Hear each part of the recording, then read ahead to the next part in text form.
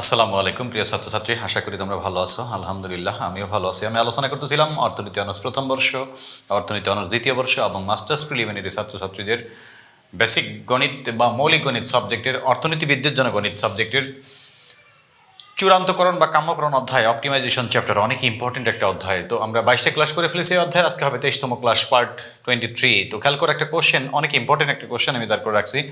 দেখো, চাহিদা অপেক্ষক P ইকুয়াল 4e⁻⁻0.25 কিউ হলে সর্বোচ্চ আয় নির্দেশক উৎপাদনের পরিমাণ কত?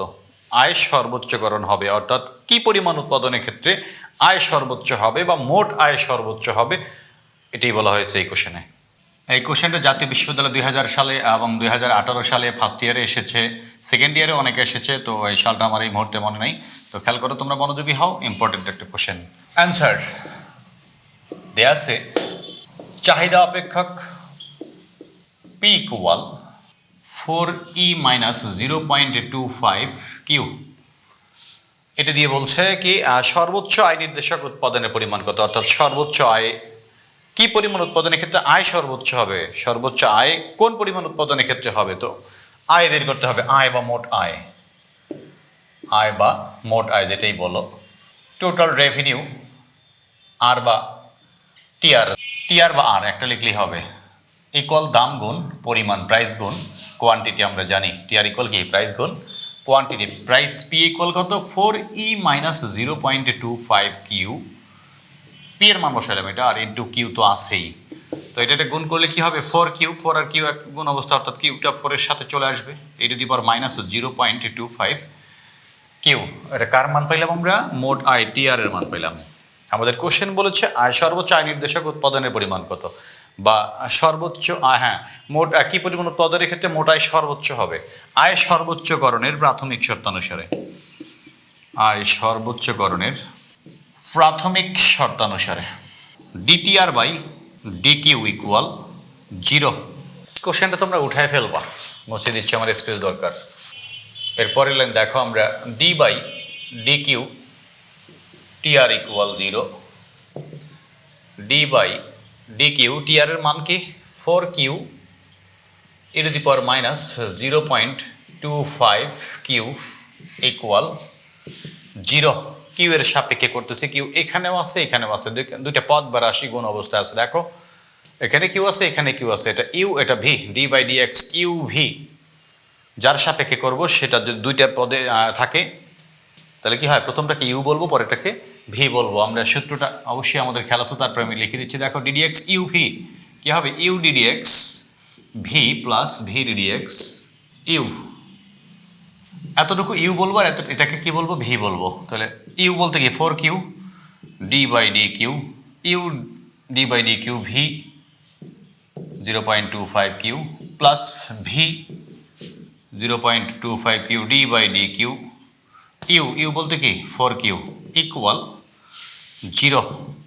4 কিউ এর সামনে ডি বাই ডি কিউ নাই, তো 4 কিউ এ হবে, d by d q e q, ddx e x, আমরা সূত্র পড়েছিলাম ডিডিএক্স ই এক্স কি হবে, ই এক্স এই হবে।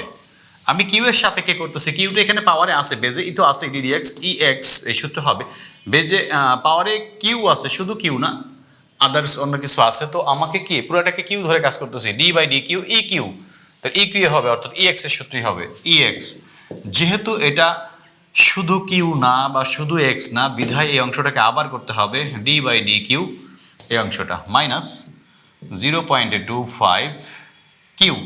যদি শুধু কিউ হইতো আর করা লাগতো না, যেহেতু শুধু কিউ নয় আরও অন্য কিছু আছে, বিধায় আমাকে ইন্টু দিয়ে আবার ওই অংশটাকে করতে হবে। অন্তরীকরণ আমি ভাঙায় ভাঙায় তোমাদেরকে একসময় শিখাইছিলাম, ওই ক্লাসগুলো তোমরা করে আসবে যাদের সমস্যা আছে। প্লাস দিলাম, এটার সামনে ডি বাই ডি কিউ নাই, এটা যা আছে তাই হবে, d by d q 4 q মানে কি 4 ইন্টু 1 ইজ ইকুয়াল 0। তারপরে দেখো 4 q e⁻0.25 q, d by d q, q এর জায়গায় 1 হবে, তাহলে মাইনাস 0.25 ইন্টু 1 প্লাস 4 আর 1 গুণ করলে কত হবে, 4টা সামনে গুণ অবস্থা রেখে দাও, পেছনে গুণ আর সামনে গুণ একই কথা, e⁻0.25 কিউ ইকুয়াল 0। মুছে দিচ্ছি এই অংশটুকু, তোমরা উঠায় ফেলবা। এরপরের লাইন খেয়াল করো, এটা প্লাস, এটা মাইনাস, প্লাসে মাইনাসে মাইনাস। 4 আর 0.25 গুণ করলে কত হবে? 0.25 ইন্টু 4 ইজ ইকুয়াল কত হয়? 1। 1 তো লিখতে হয় না, তাহলে কি হবে? 1 q e to the power minus 0.25 q.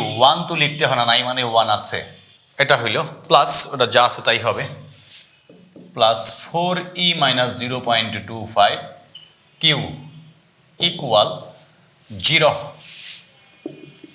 এখন দেখো এটা কার মান পাইলাম আমরা ফাইনালি? এটাই হলো আমাদের প্রথম অর্ডার অন্তরীকরণ, অর্থাৎ ডিটিআর বাই ডিকিউ এর মান পাইলাম। এটা খেয়াল রাখিও, ডিটিআর বাই ডিকিউ এর মান। এদিকে আমি টুকে রাখতেছি, প্রথম মাত্রার অন্তরীকরণ ডিটিআর বাই ডিকিউ। এগুলো উঠে ফেলবা তোমরা। ডিটিআর বাই ডিকিউ এর মান ইকুয়াল কত পাইছি আমরা? Minus q e to the power minus 0.25 q plus 4e minus 0.25 q. এটা আমার পর্যাপ্ত শর্তে লাগবে, এই জন্য আমি টুকে রাখলাম এদিকে, তোমরা এক্সট্রা লেখার দরকার নাই। এখন দেখো এখানে e to the power minus 0.25 q আছে, প্লাস আছে মাঝে, এবং এখানে ওই পথে e to the power minus 0.25 q আছে। আমি ইজিলি কমন নিতে পারি। E to the power minus 0.25 q যদি কমন নেই কি থাকে? Minus q plus 4 equal 0। ই টু দি পাওয়ার মাইনাস 0.25 কিউটা যদি আমি ডান পাশে নিয়ে আসি, তাহলে 0 ভাগ এটা হবে, তো 0 নিচে এটা ভাগ হলে ওটা 0 হয়ে যাবে। Minus q plus 4 equal 0। তাহলে মাইনাস কিউ ইকুয়াল কি হবে? মাইনাস 4। অতএব দুই পাশে মাইনাস যদি আমি বাদ দিই, অ্যাভয়েড করি, তো কি হবে? Q equal 4। তো আমরা কি পাইলাম? প্রাথমিক শর্তে কিউ ইকুয়াল কি পাইলাম আমরা? 4। আমরা করতেছিলাম মুনাফা কি আয় সর্বোচ্চকরণের প্রাথমিক শর্ত করে আমরা পাইলাম কিউ এর মান কত? 4।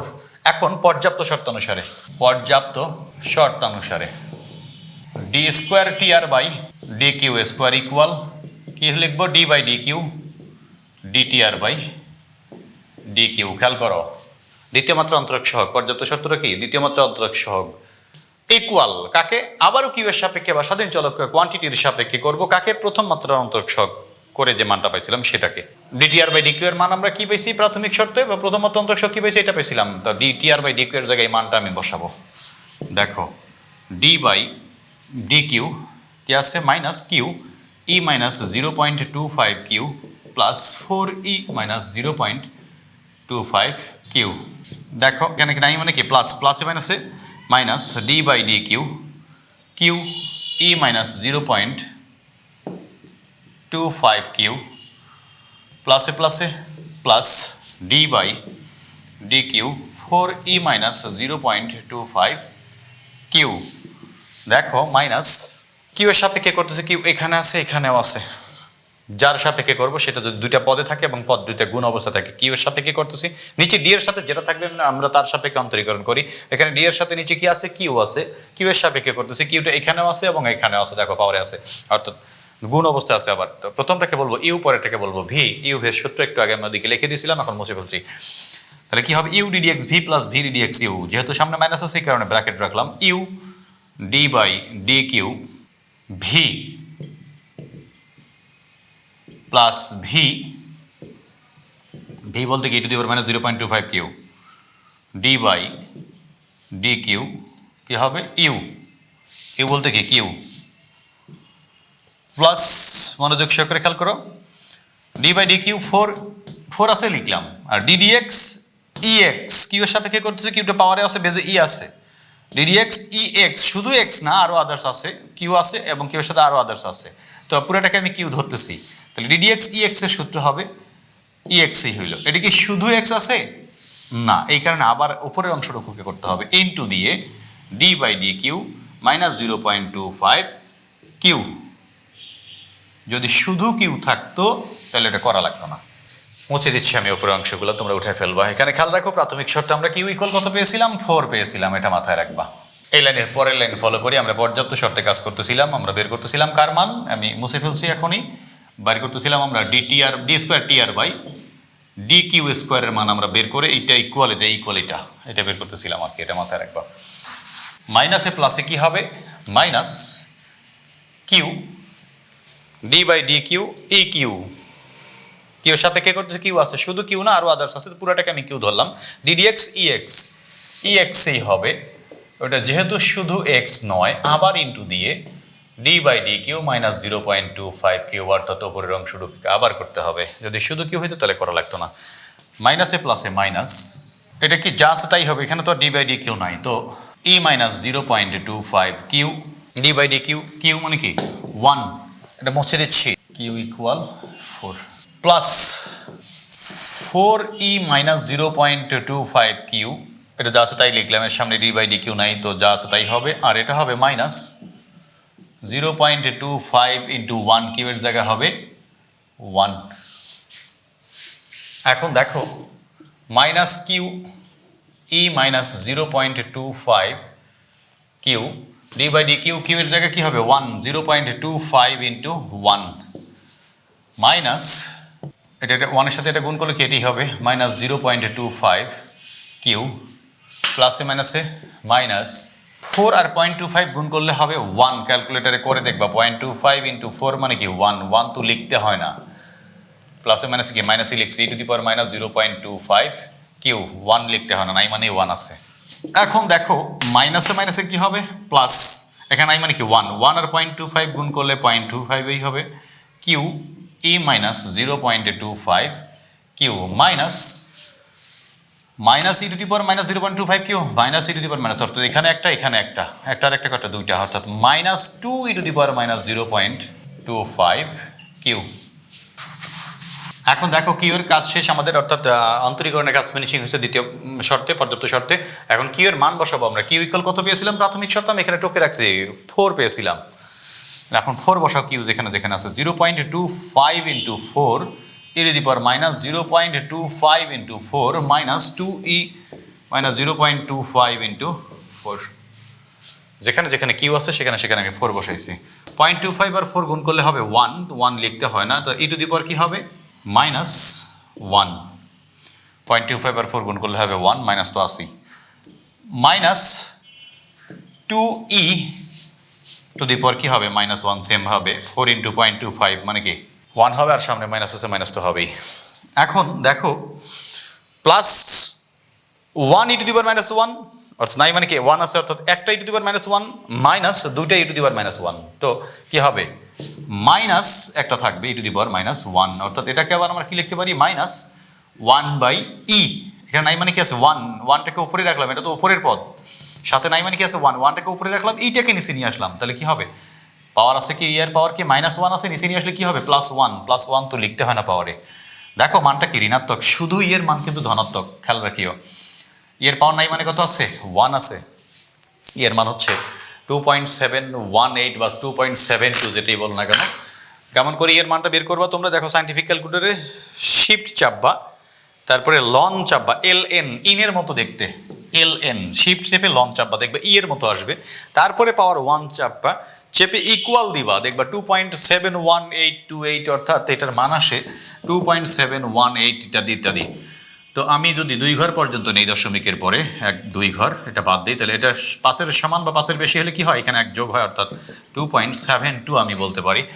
তো শুধু ই এর মান কি 2.72, 1কে যদি 2.72 দ্বারা ভাগ করি সামথিং হবে, অবশ্যই দশমিক সামথিং, এবং সামনে মাইনাস আছে, অবশ্যই এটা ঋণাত্মক মান, ঋণাত্মকের থেকে কি 0 বড়, লেস দেন 0। আমরা জানি এক স্বাধীন চলকের ক্ষেত্রে যখন কাম্যকরণ করব, যদি পর্যাপ্ত শর্ত মান ঋণাত্মক আসে বা লেস দেন 0 হয়, তাহলে কি হবে যে অপেক্ষককে আমরা কাম্যকরণ করব, সর্বোচ্চকরণ বা সর্বনিম্নকরণ করব, সে অপেক্ষকের মান কি হবে সর্বোচ্চ হবে। যেহেতু লেস দেন 0 আসছে, আমরা কি পাইলাম, উপরের অংশটুকু আমি মুছে দিচ্ছি, তোমরা উঠাই নিবা, সিরিয়ালি উঠাবা একদম ধারাবাহিকভাবে, তাহলে সমস্যা হবে না। ইকুয়ালগুলো এটার নিচে তুমি এটা দিবা, এটার নিচে এটা দিবা, নিচে নিচে আসবা।